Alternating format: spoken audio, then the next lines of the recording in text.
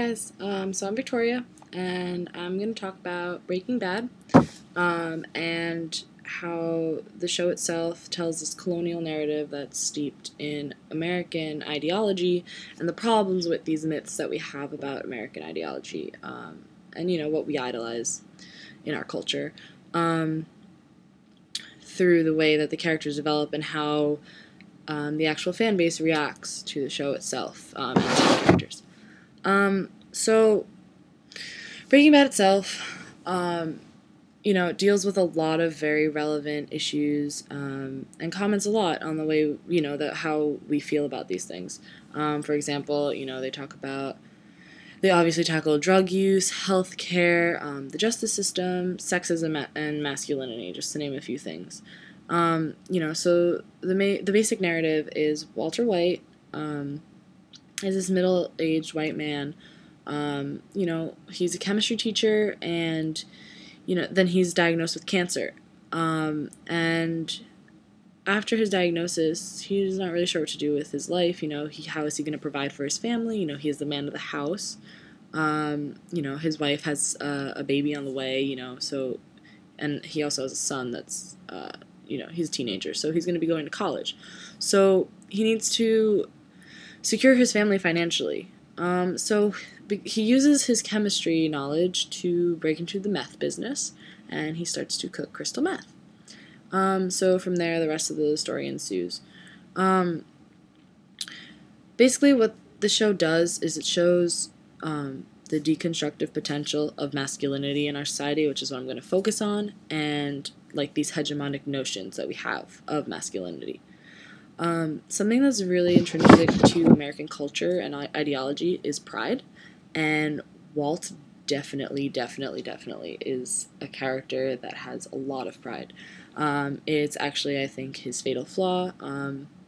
He lets it get in the way. He won't take any no charity, no handouts, and he almost doesn't take help from anyone because he wants to be the one that fixes this problem and is able to get the money for his family because he needs to be this American alpha male, which is it's this idealized character that we have in our heads. I think it stems from the American dream, and you're self-made and no help from anybody else, which I think is there's a problem with that because you need help from other people, especially in Walt's case where he's suffering from cancer and his family wants to help him and his wife Skylar tries to, but I'll get into that later.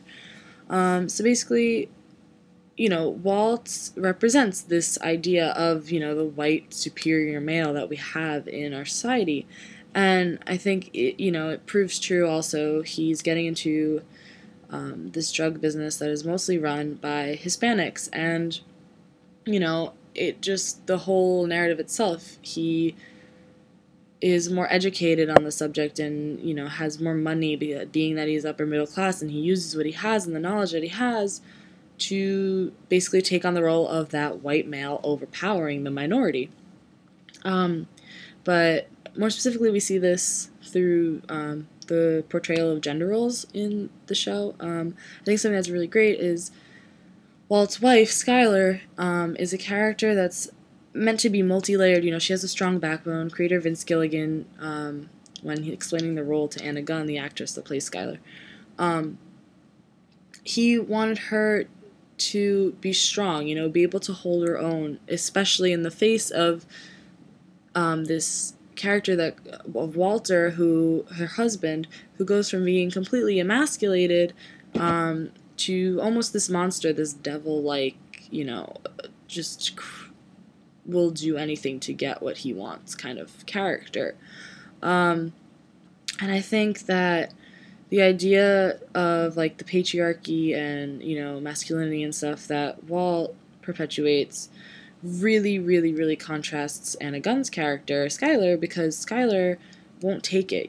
She's not just going to be this submissive housewife, that's going to go along or stay out of this, and as fans we start to dislike Skylar as a character, which was expected, because she is the castrating force. She further emasculates Walt on his quest to become this empowered male, because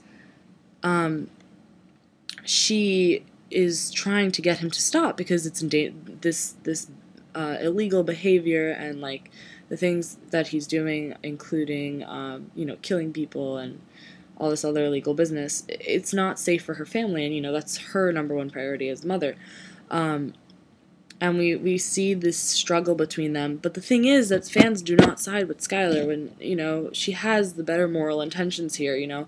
Her morals are compromised in the end, regardless.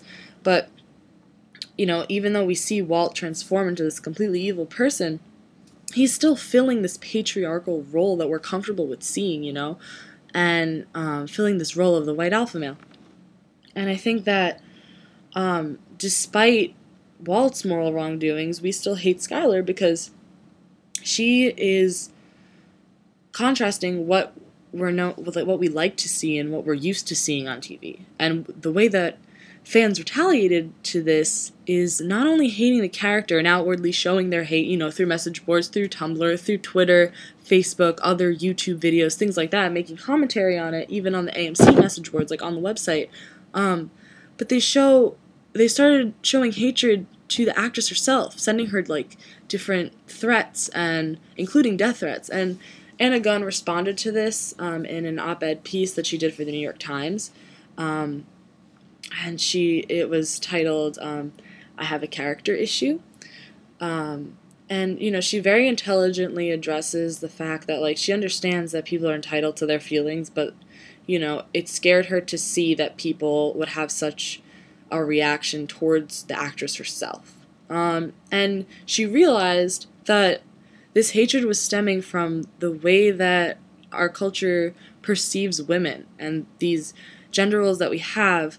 And because Skylar as a character doesn't conform to what we want to see, people react with such, hateful things, which I think is very interesting, and also just shows the power of the media. One person says it, and then, these message boards explode, and you end up having death threats sent to her. But I think it was also clever that Anna Gunn responded through media to connect to the fans and, get her point out there.